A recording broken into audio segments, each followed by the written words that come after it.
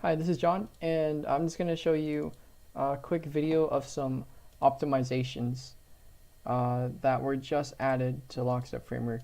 These were mainly for physics, and it just added some collision detection culling.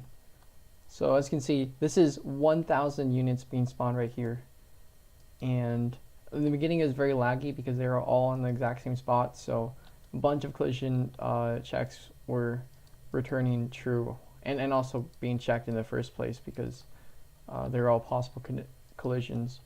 But now that they're spread out, it's not lagging too bad at all, especially that I'm screen recording on my toaster oven laptop. So as you can see, even if we start moving them around and start causing a ruckus, actually this unit's priority isn't very high, so it doesn't push stuff around, but it doesn't lag too bad.